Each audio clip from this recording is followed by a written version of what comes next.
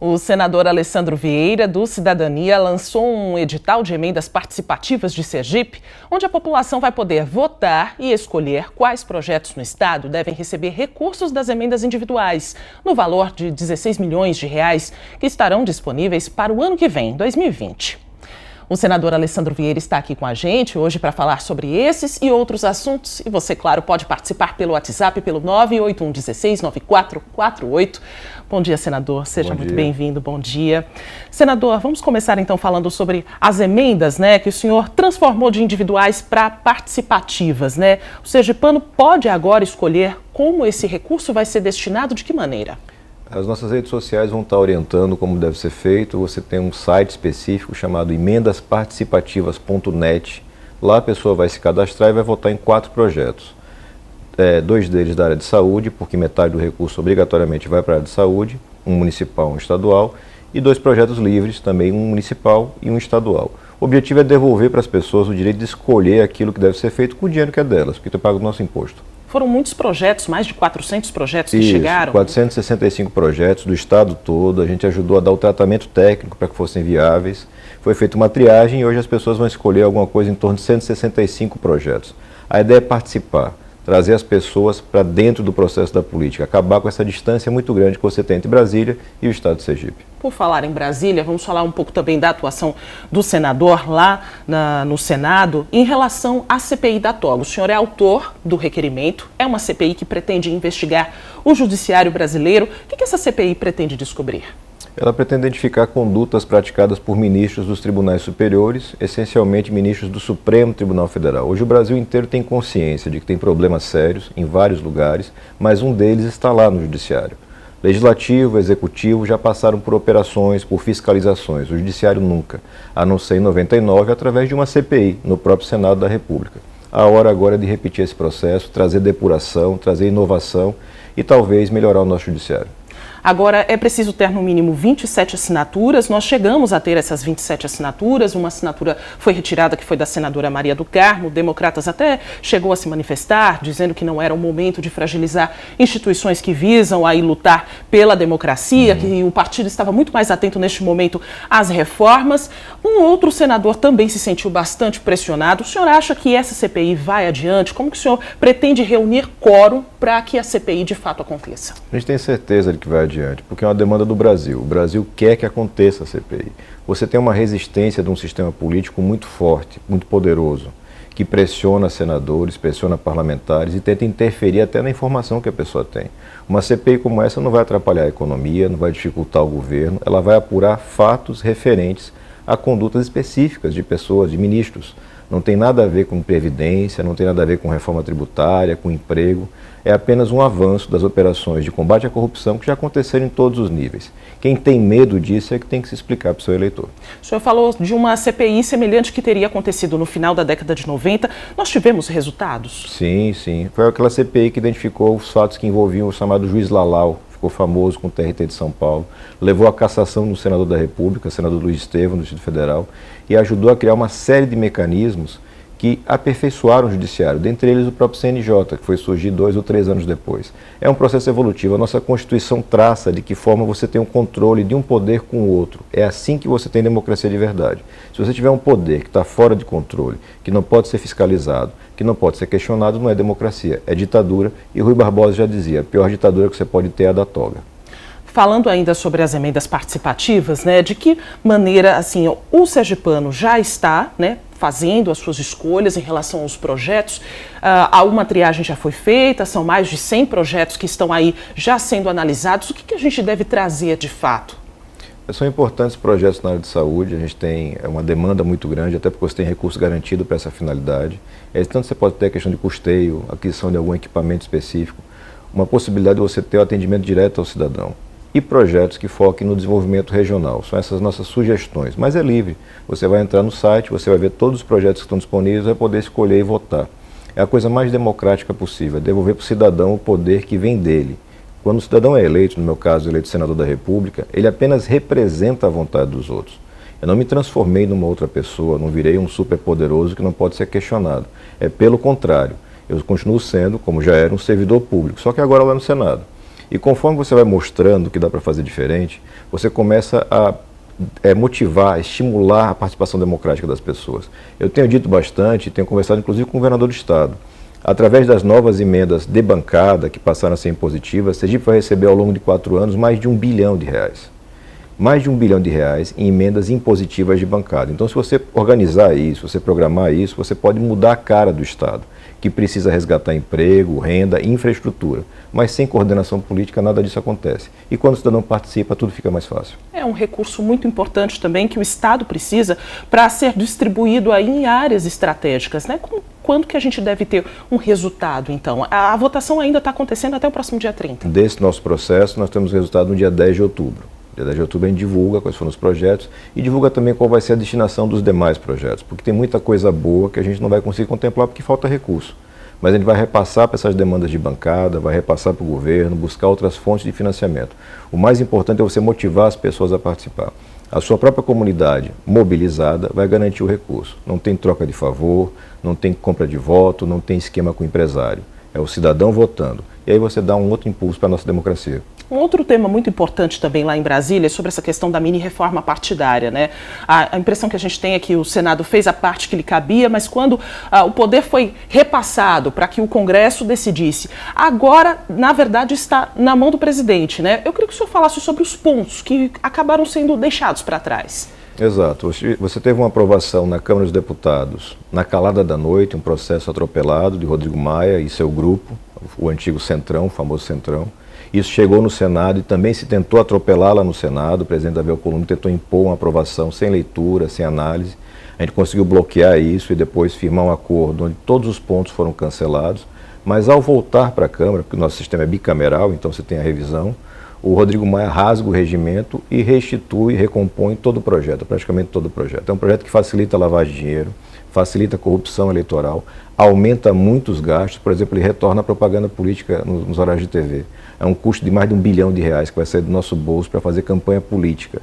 É dinheiro que poderia estar na saúde, educação e segurança pública. Agora a bola está com o presidente Jair Bolsonaro. Ele pode votar, na minha opinião, ele deve vetar esse projeto, mas você tem toda uma pressão dessa velha política que acha que ainda se faz voto com dinheiro. Acha que ainda é essencial você ter recursos financeiros para poder manipular eleições. E, ao mesmo tempo, você faz uma reforma da Previdência duríssima e você deixa carentes setores importantes do Estado. Educação, saúde e segurança acima de qualquer outro. A gente precisa mudar esse cenário. O Senado realmente fez sua parte, foi um esforço muito grande, mas falta mais pressão. Falta mostrar para essas pessoas que esse sistema não funciona, ele não se sustenta. Eles podem até ter um sucesso agora, eu falei muito lá no Senado. Você vai ter dinheiro para fazer a campanha, mas você não vai ter o voto. Porque o cidadão vai saber que esse dinheiro você está tirando de um lugar que era muito mais importante. Eu agradeço a primeira participação do senador Alessandro Vieira, que ele vai continuar aqui com a gente. Você já ouviu sobre vários projetos que estão tramitando, inclusive sobre as emendas participativas. Claro, você pode participar também, ajudar aí nessa decisão de como esses recursos vão ser destinados aqui para o estado de Sergipe. E no próximo bloco a gente volta a falar então com o senador e você, claro, pode continuar mandando suas perguntas para o nosso WhatsApp. Até já então, senador. Obrigado. A gente volta a conversar agora com o senador Alessandro Vieira, do Cidadania, que está aqui para falar das emendas participativas. É que a população vai poder votar e escolher quais projetos do Estado devem receber recursos dessas emendas individuais, no valor de R$16 milhões, que estarão disponíveis para o ano que vem, em 2020. Eu agradeço mais uma vez a participação. Bom dia novamente, porque tem muita gente chegando agora, 7h26, para esse nosso bate-papo. Olha, chegaram várias perguntas, vamos ver? Vamos ver aqui no nosso telão quem está participando com a gente. Bom dia, Maristela e senador Alessandro. Bom dia, Lisaldo Vieira, aqui da capital. Entre as sugestões das emendas, é importante a alocação de recursos para a manutenção de florestas e recuperação de áreas degradadas, incluindo as nascentes de Sergipe. Interessante, no contexto Sim. que nós estamos vivendo hoje, essa observação do Lisandro. Muito importante, você tem sim possibilidade de fazer, não só através das emendas, mas de programas específicos do governo federal e de alguns órgãos, como é o caso da Codevasf, que tem uma das suas atribuições cuidar das nascentes. Tem sugestões que já chegaram nesse sentido? A gente tem questões ambientais, mas acho que na Sentes não chegou nada não. Interessante. Participa lá então, Lisandro. Vamos ver mais uma sugestão, uma observação aqui no nosso telão, a participação do Leonardo, do bairro Farolândia, aqui na capital. Bom dia, Leonardo. Ainda é possível indicar projetos para 2020? Qual o prazo para a gente poder enviar sugestões para as emendas? O Leonardo quer participar, senador. Para 2020 a gente já encerrou o prazo para inscrição de projetos, mas é importante, se você tem alguma boa ideia, alguma boa sugestão, apresente, encaminhe nas nossas redes sociais. O aplicativo Nosso Mandato serve para isso, as redes todas servem para isso. A gente vai captar esse dado e vai tentar implementar da forma mais viável possível. Das sugestões já existentes ainda dá tempo dele votar, né? A votação está acontecendo. Ele participa da votação normalmente, não apresenta novos projetos, mas participa da votação normalmente. É importantíssimo que você se empodere. O dinheiro é seu, você que tem que decidir o destino. Legal, vamos para mais uma pergunta aqui no nosso telão, a sua participação ao vivo aqui no Bom Dia Sergipe. Bom dia, Vilma Santos, de Nossa Senhora do Socorro. Parabéns ao senador pela ideia da emenda participativa. Muito bom, tem mais uma participação aqui no nosso telão. Já na sequência, bom dia Sérgio Brandão, do povoado Siririzinho. Parabéns ao senador pela excelente iniciativa, nada mais democrático do que envolver a participação popular nas ações em prol do nosso Estado, emendas individuais que se tornaram participativas, né, senador? É essencial você ter o resgate da participação do cidadão. A gente sabe que a política está altamente desgastada, as pessoas perderam a confiança nos seus representantes. Mas quando você devolve para elas o poder, a capacidade de participar, de escolher, de indicar, de dar suas opiniões, a gente começa a resgatar essa credibilidade. Isso é essencial para você ter uma democracia que funcione, que proteja o cidadão nos seus interesses mais importantes. Aí são projetos de infraestrutura, de saúde, educação. Olha só, mais uma dúvida aqui no nosso telão, mais uma participação agora do Fabiano de Lagarto. A gente agradece aí a sua participação de toda a região. Bom dia, Maristela. Bom dia, Fabiano. Na sugestão dessas emendas, podem participar organismos da administração pública direta e indireta que atuem em qualquer município sergipano, independentemente de sua esfera municipal, estadual ou federal? Sim, nós recebemos propostas de várias prefeituras, órgãos, o próprio governo do estado cadastrou várias propostas. É importante essa forma diferente de participação, saindo daquele curral eleitoral, da troca direta de dinheiro por voto, de emenda por acertos comerciais. É importante que é o cidadão participando. E os órgãos também, porque no final das contas quem vai poder executar os projetos, na sua maioria, vão ser órgãos públicos. E é importante essa parceria feita assim, de forma transparente, o cidadão acompanhando desde o nascedouro dessa relação. Vamos para mais uma participação aqui no nosso telão. Bom dia, Cristina, do bairro Luzia, aqui na capital. O site para a votação dos projetos começa pedindo dados pessoais, inclusive CPF e telefone. Porém, não visualizei a política de privacidade de uso de dados. Quero votar, mas não sei qual a finalidade, como serão usados meus dados. Gostaria que o senador Alessandro esclarecesse isso. Obrigada. Excelente pergunta, Cristina. A gente precisa desses dados para garantir que a votação não será feita ou direcionada por robôs. Hoje, qualquer tipo de ação que você faça na internet demanda alguma segurança. Então, com esses dados, a gente pode confirmar se é um sergipano que efetivamente está participando e se aquela participação é única. Se você não está tentando, de alguma forma, manipular esse resultado. É uma questão de segurança, a gente vai tentar deixar mais claro no próprio site como participar e qual é a garantia que você tem de privacidade. Esclarecida, então, a dúvida. Vamos para mais uma aqui no nosso telão. Bom dia, Cláudia, da Barra dos Coqueiros. As sugestões que não forem atendidas agora para 2020 poderão ser aproveitadas para emendas futuras? Sua equipe fará um banco de dados com as sugestões da população?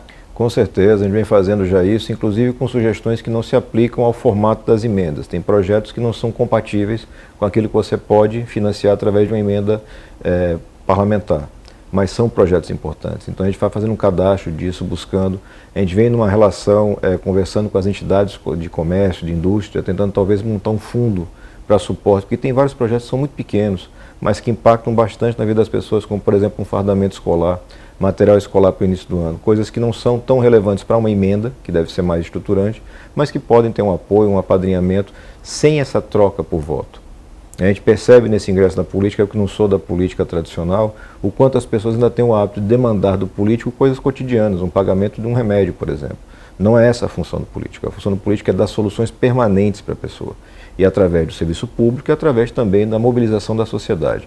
tem solução para a maior parte dos nossos problemas, desde que você consiga coordenar isso de uma forma inteligente e transparente. Neste momento a gente não consegue ter a dimensão de quantos projetos serão contemplados, porque isso depende do recurso, né? Temos aí 16 milhões para serem destinados para esses projetos que ainda vão ser avaliados. Exatamente, a gente vai ter que ver quais foram os projetos mais votados, a dimensão deles e fazer a compatibilização. A nossa expectativa é apresentar o máximo de projetos, a gente gostaria de chegar aos 50 projetos, para ampliar o alcance, para você poder democratizar e continuar esse processo de estimular a participação das pessoas. Mas depende do voto. É a democracia e a gente está vinculado a essa. Como é esse trabalho lá no Senado para que a gente possa viabilizar recursos para o Estado? Você tem o caminho das emendas individuais e de bancada, e elas garantem esse recurso sem nenhum tipo de negociação política. Você tem a participação em projetos do governo federal, que é natural, você ter algum tipo de diálogo com os ministérios, buscar o apoio para prefeituras e para o governo do Estado. E você tem a possibilidade de viabilizar financiamentos internacionais e nacionais. A gente vem fazendo esse trabalho, sempre de uma forma muito aberta. Como a gente não tem vinculações partidárias pesadas ou um histórico político pesado, a gente dialoga com qualquer um. Eu não quero saber em quem votou, não quero saber em quem vai votar. Se está prestando um serviço para a população e se o projeto é bom, tem o nosso apoio, tem o nosso esforço. O prefeito Edivaldo Nogueira, muito recentemente, foi contemplado desta forma de apoio, conseguiu muito rapidamente liberar um empréstimo que vai ser importante para Aracaju, embora a gente esteja em planos políticos totalmente diferentes. Tem mais participação do nosso telespectador, você pode mandar sua dúvida, sua pergunta aqui no nosso telão. Bom dia Miguel Barreto, aqui da capital, sobre a obra do Instituto Federal de Sergipe, que está parada há muito tempo. Há como sugerirmos emendas para esse tipo de obra da esfera federal? Sim, existe sim. Eu tenho conversado não só com a reitora do IFES, mas também com o reitor da Universidade Federal de Sergipe. O avanço que essas instituições conseguiram ter ao longo dos últimos anos foi através de emendas. O campus lá do Sertão, na cidade Nacional da Glória, é um exemplo disso. É um campus moderno, pioneiro no Brasil e praticamente todo ele alicerçado em emendas parlamentares e que deve receber novamente apoio para poder avançar no arranjo produtivo local. É importante as pessoas entenderem, a emenda parlamentar não é um recurso do parlamentar, do político, é do povo. Então, se você consegue controlar, fiscalizar essa destinação, você tem como dar resultados muito expressivos. Sergipe é um estado pequeno, uma quantidade de recursos dessa monta consegue fazer a diferença na vida das pessoas, desde que seja corretamente aplicado. Foram muitas perguntas que chegaram para o nosso aplicativo, para o WhatsApp. Infelizmente o nosso tempo acabou, mas a gente quer muito agradecer a sua participação, que mandou as suas perguntas, e queremos também agradecer a sua participação, senador, também. Um ótimo dia. Muito obrigada pela participação. Agradeço pelo espaço, pela oportunidade e peço às pessoas que aproveitem essa oportunidade. Façam contato, emendasparticipativas.net, participe, vote e escolha. É o seu dinheiro e você vai estar escolhendo destino.